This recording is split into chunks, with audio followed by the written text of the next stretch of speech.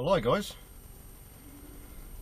Welcome to my last day before my time off. And I was chatting to one of the guys behind the transport desk, and he said,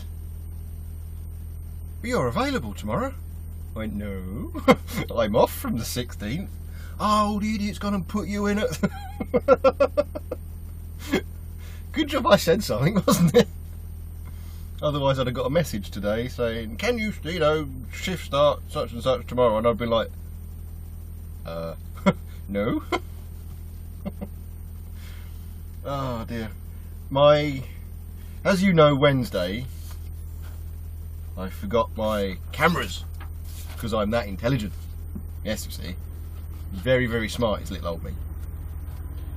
And last night, now I know I have turned off all of my auto updates. I know I've done it. I know I've done it.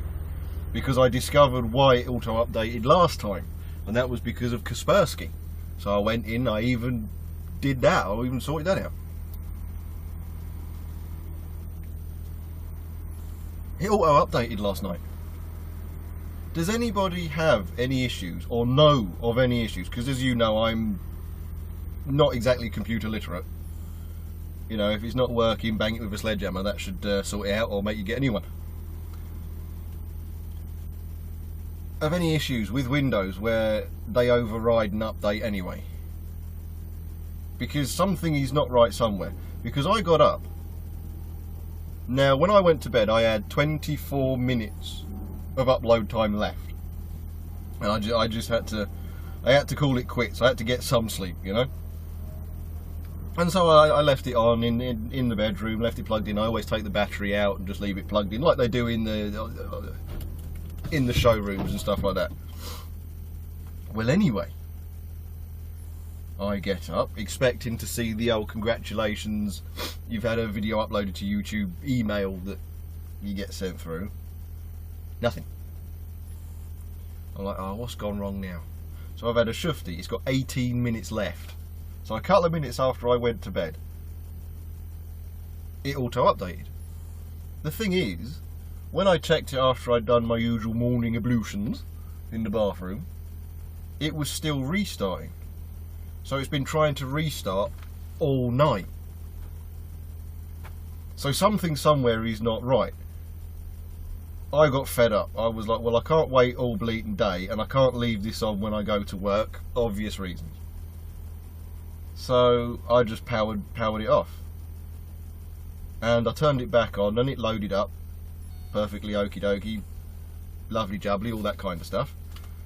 And I thought, fair enough, I haven't broken it, I haven't knackered it, I haven't done anything like that to it, so I went to shut it down. And it says, update and turn off. So not only has it forced an update and cancelled my upload, but it's also not updated itself.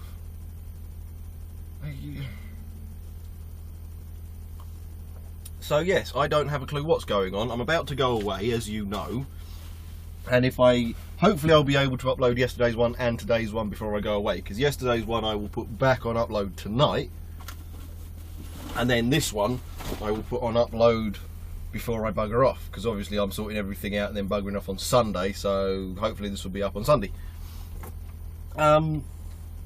But I'm going away, so if I've got internet I want to be uploading up there, but of course it's going to be a whole new Wi-Fi, what do you call it, and I'm just, it's all just gone funky. Not to mention I've had a go at today on the way to work. There's a road I go down and it goes into a 30. And the vehicle in front of me pulls out and just guns it past his car. I mean, just nails it past his car. And I'm catching this car up, and it's slowing down, and it's looking like it's going to be turning in. So there's no solid white line or anything like that. So I've just gone past it. You know, I don't really care. I'm just on my way to work, and I've pulled in. I got to the traffic lights, and this car's been flashing his lights and everything like that.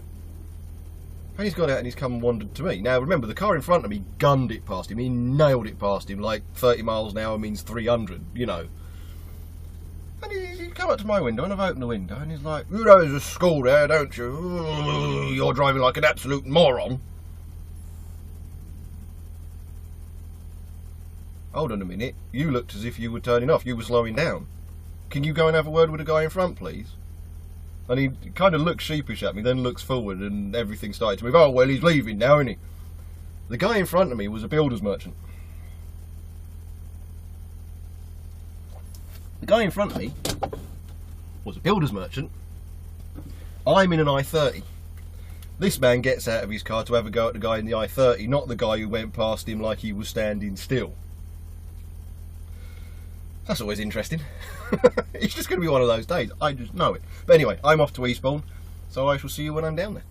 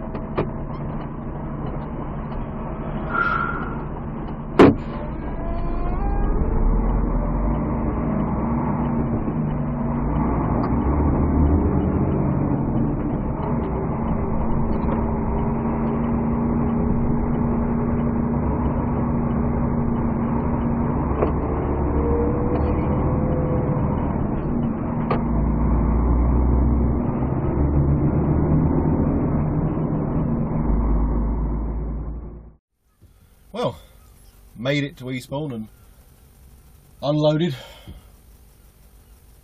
Oh joy.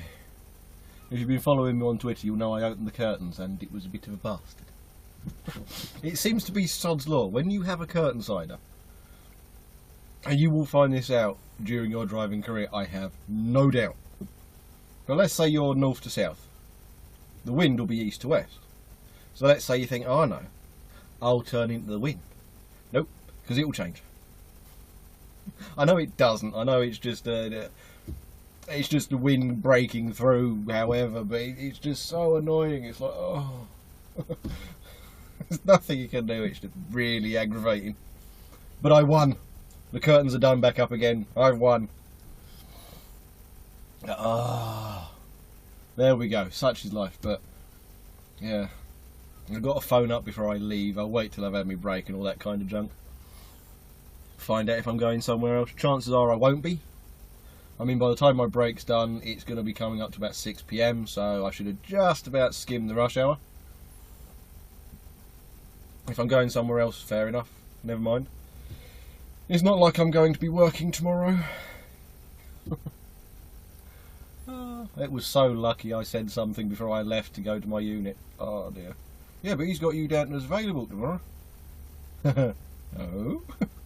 No.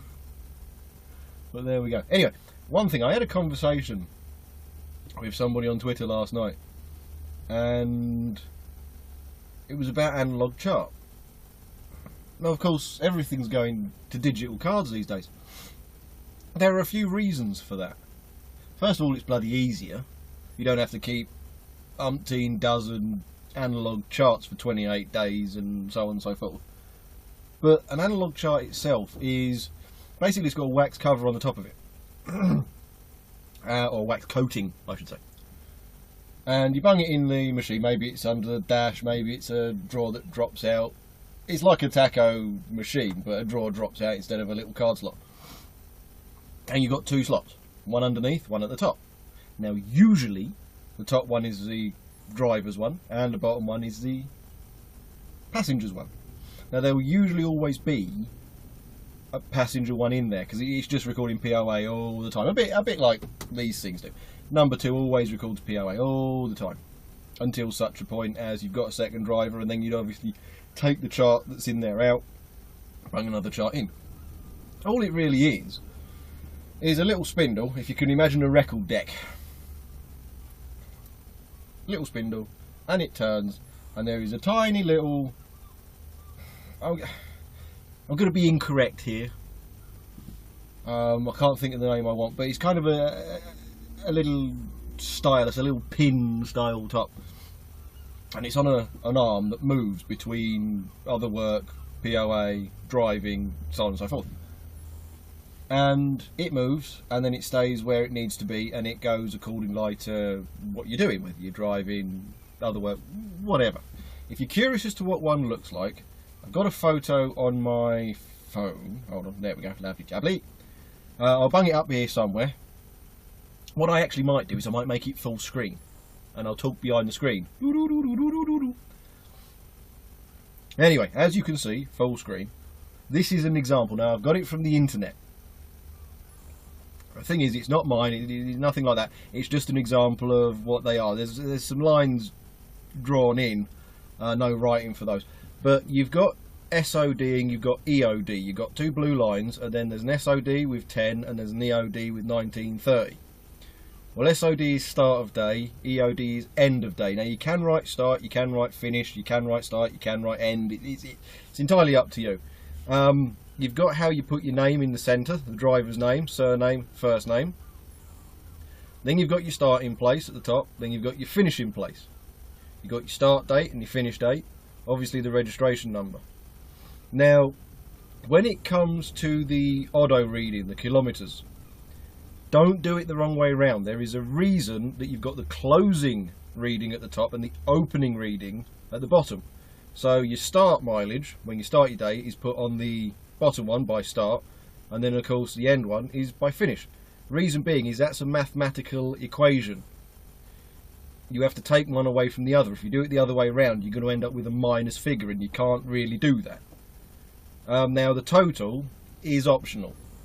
I would always stress, right, so you've seen it all through anyway, but boom, now I'm back. I would always stress with the total at the bottom, don't do it. Don't add it up.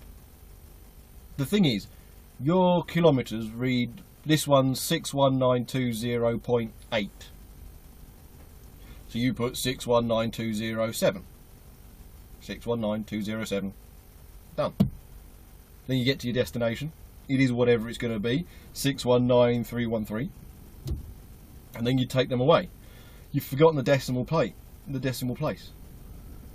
Now anything you write on there, it's a legal document. So if you get your totals wrong, if you forget one, forget to carry one, don't do the decimals, whatever, it's illegal. Leave it blank. VOSA can work it out for themselves. But if you write in something that is false, you're in a whole world of trouble. Now it's very simple. There is a flip side to that. That is the manual entry side. Basically what you do is it's a box. It's a whole section of boxes basically going round. One line has other work, one line has brake, one line has driving, so on and so forth. What you do if you manually fill it in is at the start time along the top, that's where you start, and you start in other work, and then you'd guesstimate your driving time, other work time, brake time, and that kind of stuff. So you would manually put it in with a pen. It's just for manual entry's sake. For example, I worked on one place and I only ever did it once, and it was it was a tiny little general haulier based in Basildon. Alarm bells are ringing, Wooly. Or at least they bloody well should have been. And I get there and I get given an axle unit that's relatively new at the time. This is going back a few years. And a relatively new trailer. Now there's a couple of punches. What do these guys want? There's a couple of punches on the trailer, so I wander back in, I let them know, they get them fixed. Anyway, I go out and I do my multi-drop. It's multi-drop in class 1, which is always fun. And on the way back, I'm asked to swing in and pick something up and bring it back. Perfectly fine, drop a trailer, pick another trailer up. The issue is, now, I've been driving 7 years. Obviously it's 2016, so since 2009. At the time it was, I think, 2010, I guess. Oh, it could have been 2011. No, it's probably 2011, actually, thinking about it. It was around there anyway, whatever. It was relatively early on into my driving career. And I get onto this site, and I drop my trailer. Now, the trailer itself was a hire trailer, a bit like the blue trailers I tote in this place. They were pretty mint. You can't exactly blame a company for a flat tyre. So other than that, pretty mint. And I had to pick up one of their trailers. Now this trailer, I checked on the plate, was made in 1993. Now I will hold my hand up. You know, I've only been driving 7 years. All trailers I've ever used have ABS, 2 air lines, 2 electrical lines, and the ABS line. Okay? Obviously you can get hydraulic for tipper trailers and things like that, but we won't go into that. This one had 2 male air connectors and a female air connector, and then the 2 electrical lines.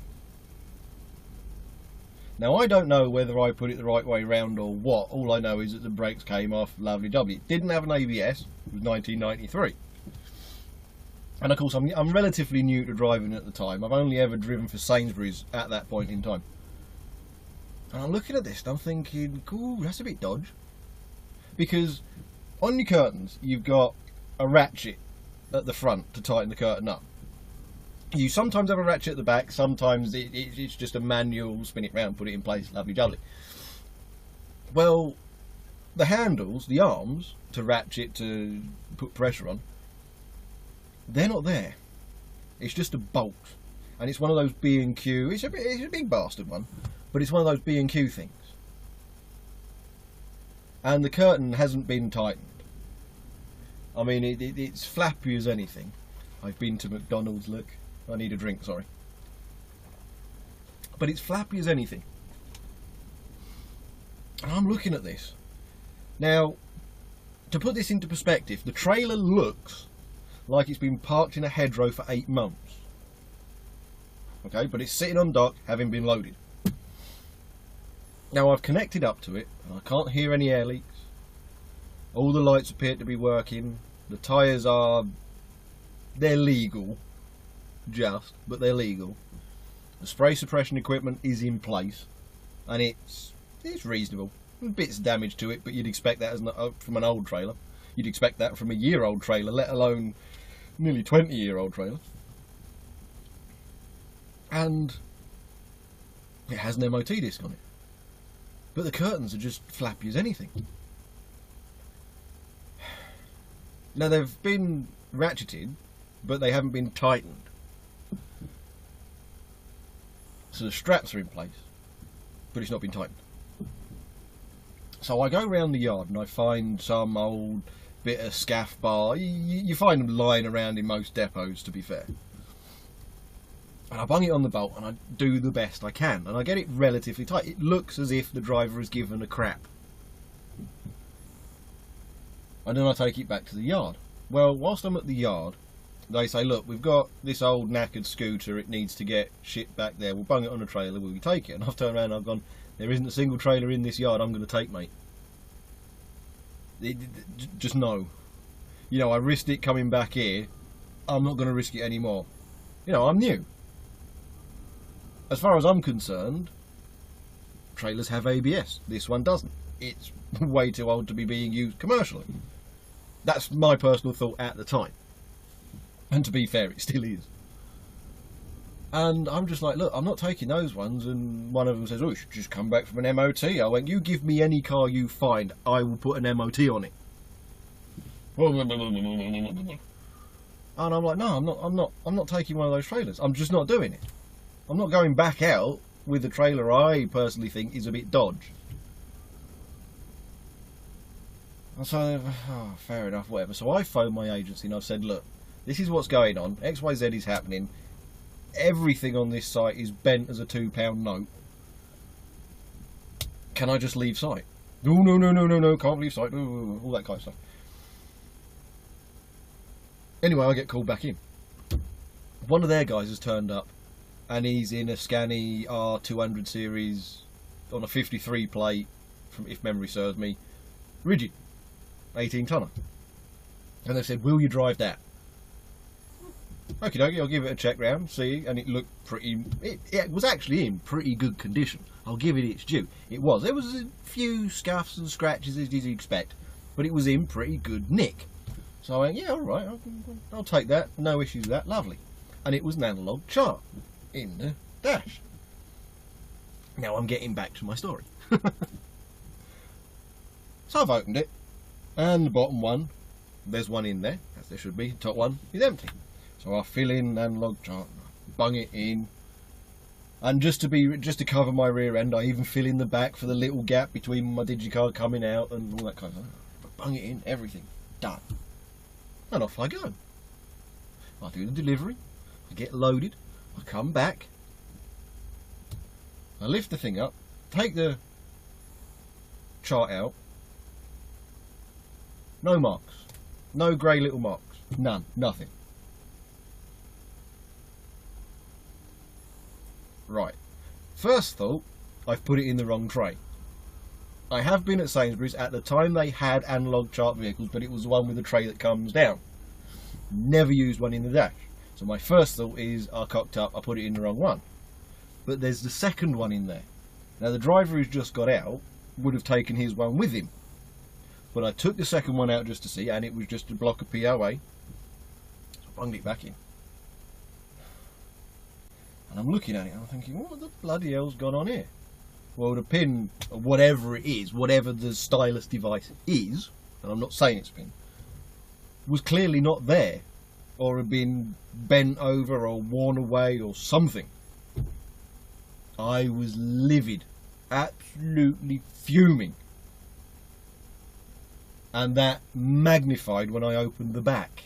It was a roller shutter and it had all been sealed up and everything like that. Now, I'd read the paperwork. It had things like bottles of wine and sweets and just odds and sods, nothing major. It was being taken back to be shipped somewhere else. And so I'd open the shutter for the forklift guy to start buggering about. And there's 2 drums of chemicals on the back. No paperwork, no nothing. It was sealed by the loaders. They gave me the paperwork. I read the paperwork. I checked everything. 2 drums of chemicals sitting on the back. Guess what I don't have? HazChem license. I hit the roof. I went berserk. Not only was I driving a vehicle, there is no way I could have known didn't have a recording pin in the bleating dash. But I've been driving back with 2, oil drum style things of chemicals on the back. Not on my paperwork. Nothing. I didn't see it get loaded. It's one of those kind of, if the driver doesn't see it loaded, sign pod as unchecked. And of course it's all been sealed by them because there's beers, there's wines and spirits and stuff like that on there, so bonded loads and all that kind of crap. And I did my nut. But going back to that, you've got to be careful if you use an analogue chart, because you don't know whether it's a hooky vehicle you're getting into. Now, as a general rule, your chart goes in the top of the 2. There'll be 1 and 1. Your one goes on the top. Second one is second place, second driver. But I knew I'd put it in the right way round. But I was not a happy little chappy. And the conversation I had yesterday, it was a bit of a particular person who just got their class 2 and they got given a chart they'd never used a day in their life, and they were like, what am I doing? Now, like I said, it all went to digital because it makes it a lot easier for obviously not carrying a load of charts about. But there is something you can do with those charts. And it wasn't exactly an uncommon thing to hear somebody doing. Let's say, for example, you've been out on the road all week. You've got each of your charts and all that kind of stuff. And you just want to get back. You want to go home. You don't care anymore. You're going home. So you just keep going. And you get back to base. And you park up. Now, you started at such and such time. You finished 15 hours later. But your driving time's been like 11 hours for argument's sake. Okay, you're only allowed a maximum of 10. Maybe you maxed out your 10 and you've done another 10. I don't know. But whatever. It's a scenario. So you draw the line in, you put your finish, you got your start, you do all the mileage, you do all the whistles and bells, you fill it in perfectly fine. And then when you get out the cab, oh dear, it fell on the floor the wrong way round and I stood on it. It completely smears and obscures everything on the wax side. So then you'd quickly do a manual thing, and all of a sudden you're legal again. Can't do it one of these. So that's why there's been this switch over. 1, for ease, so you've got 1 card, it lasts 5 years, job's good. And 2, because there was a lot of drivers who used to, it fell out, it was in my paperwork, I had all my gubbins, I got out, it fell on the floor, I stepped on it, what an idiot. You've gone from having something recorded where they're illegal to having a manual entry where magically they're legal. So there was a lot of play within it. It was a bit like, it was an in-between logbook and obviously digitacos.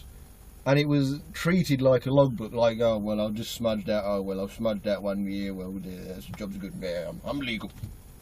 You know, it was a bit like that. So the thing with those is be careful. They are very, very, very fragile and brittle. And of course, if you find yourself, oh, that was an illegal vehicle, accidentally stand on it. Did I say that out loud? But they're a dying breed now. They really are. And unless you go to a really, really small general haulier, you're not really going to come across the analog charts anymore. But I thought I'd discuss it because I had a conversation last night and I thought, you know what, sod it. I might as well. I've never talked about analog charts before. It's something new. At least you've had that photo. You've got a reference photo now. You can see exactly how to fill it in if you're new, and the first place you go to gives you the newbies class 2 vehicle. You know, the one they don't care whether it gets a bit smushed up because it's about 20 years old and it's knackered anyway. So a lot of new people, you might end up being given the newbie vehicle. It's an older vehicle and it's an analog chart. And there you go. So I just thought I would cover that. But I really am starting to wind down now. I'm really starting to just... the drive back and then I'm off! I'm off! And in case you're curious, the reason I'm so excited about it is because it's been over 2.5 years at least since I last had a holiday. Or time off of any description that I could go away. So this has been a long time coming. And that's the other thing. If you're going to be self-employed, you're kind of like an entrepreneur. Now obviously I have other things in the background. I'm currently, when I go away, just to give you an example of what an entrepreneur really is, when I go away I'm not really going to be doing the entire touristy thing. My other half's going to be finishing off her events planning coursework, which involves building a business plan and a business model.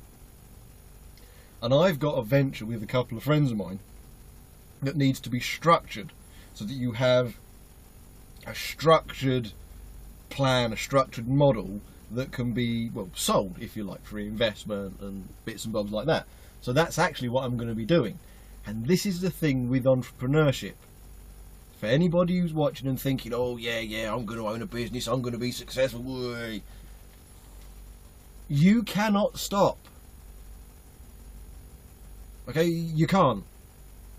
Don't think, I'm going to be an entrepreneur, a couple of years down the line I'm going to have my Lamborghini and somebody working for me and I'm just going to be at the golf course all day. No, you're not. Okay, get that idea out of your head. I mean, the average break-even point for a company is about 10 years. And that's from initial start-up loan all the way through. You do a 5-year plan, and you could say, I shall break even in 5 years. But in 5 years, you'll be going, I shall break even in 5 years. You ask anybody who's been in business, they'll tell you the same thing. It's a long process. It doesn't happen overnight. Now, I spent my 20s being an idiot. Hold my hand up, I did. I genuinely did. I spent my 20s in a little dream state going, oh, it'll come. I just have to wait for it, it'll come. You know, I'm immortal, I'm 20-something, woohoo! Don't make that mistake. If you want to be an entrepreneur, just go, just jump, just launch yourself. The younger you are, the less ties you have. I mean, I'm 32 on Sunday. And I've got 2 cars on finance, I've got obviously the rent to pay, I've got a couple of loans, I've got various other bits and bobs. My other half is frantic about starting a family, so from December we're going to be trying to start a family and everything else, what's going on with me dad and all this other stuff. But an example of how much time do I put into things. There's been a few of you who've commented on my vlogs before now, like 2, 3 AM in the morning, and I've got back to you relatively quickly. And more often than not, the message I get back is, Jesus, do you ever sleep? That's how much time you have to put into being an entrepreneur, into being self-employed. I'm going away for 2 weeks. I'm earning no money, but I am creating... I'm creating an entire platform for a business to operate within. Just an entire structure for that venture. And then I'm going to come back and I'm going to share this with the other guys that are involved, and then they're going to go yay or nay, or, oh, well, can we change this? I think that should be tweaked. Ooh, well, you know, that's a bit, and all that. One of them, he's already an entrepreneur with various different business interests, from investing to land to property to, he's just insane. He's a beast. And the funny thing is, 3.5 years ago, he worked for the company I agency for, driving these. I can contact him at any time, 24 hours a day, 7 days a week, and within 2 hours he will have responded. It doesn't matter when I send him that message. If you guys think, Jesus, I don't sleep, he doesn't. Quite literally. He'll get a couple of hours, then he'll get up around midnight to check some investments for the following day or the markets that are opening. Then he'll set them. Then he'll go for a couple more hours and he'll get up to see how the other markets are doing, and he'll set those. Then he'll go to sleep for a couple of hours, then he'll get up. That's what he does during the night. And then during the day, he's off business meeting about land purchases, about property purchases, about everything else. And there are a lot of other things he does, which I'm not going to share because they're his ventures. I mean, land and property, everybody who invests knows about that one. But that's the thing. So if anybody's watching me thinking, oh yeah, I'd like to run my own company, yeah, I'd like to, yeah, be all that. There is no get rich quick scheme. None. It's you plan it. You build. This is the most important thing. Yes, you can have a business plan. Okay, you can have, well, my business is going to be 15-inch baguettes. I could have said something else then. 15-inch baguettes. And I'm going to sell them to Germans. That's your plan. You're going to make 15-inch baguettes, sell them to Germans. Okay. Right, who's your competition? Well, blah, blah, blah, blah, blah, blah. Okay, what's your profit margins going to be? Blah, blah, blah, blah. Okay, what's your gross, what's your net? Blah, blah, blah, blah. You've got to build a structure. Okay, that's the first thing. A business plan is something you can write on the back of a napkin. Your business, you have to create a structure. You've got to know the difference between your net margins and your gross margins. You've got to understand what your tax bill is likely to be, what your employment costs are going to be, you know, taking on staff when you need to, what your pension liabilities are going to be, or everything. You've just got to have this entire structure, like you're already a fully functioning business. And you've got to have direction. And that's all I do. I do YouTube channel, I drive these things, and I just keep coming up with ideas and trying to do business plans and build structures and just various different ventures. The other thing, if you want to do this kind of stuff, you know, create a business, whatever, you've got audiobooks. You're in a classroom. You are stuck behind this steering wheel for however many hours it's going to be, in this cab for however many hours it's going to be. You've got a radio up here that plays CDs, or you can plug an auxiliary in, whatever. Audiobooks. You know, business for dummies, audiobooks, you self-help books, you've got everything and anything. So, I know a lot of people have the dream of being entrepreneurial. But when push comes to shove, do you want to retire? If the answer to that is yes, don't become an entrepreneur. I know that sounds strange, but don't. Because it's something you are going to keep doing. I mean, look at Richard Branson. He's what? He's his 70s now, isn't he? Or he's pretty damn close. Is he showing any sense of retiring? Okay, he lives on his island, he gets loads of managers below him running his companies, but he's still doing silly things, he's still doing new things, he's still investing, he's still doing business meetings, he's still doing... If you have a plan to retire, stay in a full-time job with a pension scheme. Otherwise, you'll never make it as an entrepreneur. Because there is no day off, there is no shut-off. It is your life. That is it. But anyway, I have dragged this on way too long and I got massively sidetracked just then. Sorry about that. Hopefully I will be able to upload whilst I'm away. Don't know how regularly, but I'll see what I can do. You know, a few driving around, stuff like that. I'm actually thinking, because it's something I'm thinking of doing at some stage later on. I don't know when, I don't know whether I will or anything like that. But I'm going to do a car review, a full car review of the iX35, because we're using the other arse car to get up north and go around. So I'm going to do a full car review at some point whilst we're away. And it's literally just going to be that. It's not going to be a vlog or anything like that. It's going to be a car review of the Hyundai iX35, the 1.7 two-wheel drive. Okay? And I'd like some feedback on it. I'd like all of you to get involved in feedback. If you think something I did was crap, if you think, well, you didn't need to put that part in, but that part could have been extended, then please, I would like some feedback on it. Because being a car reviewer would be quite cool. Personally, I think. Anyway, personally. But you know, I like cars. So I will do something like that whilst I'm away. Upload it whenever I can. Like I said, if I can whilst I'm away, I will do. Otherwise, obviously, it's going to be 2 weeks before you see anything else from me after this one. But I'd like some feedback on it. And please understand, I don't have the backing of Amazon, I don't have the backing of the BBC or Channel 5. There's not going to be any handbrake turns or, you know, really smoking up the tyres or anything like that. This is our car.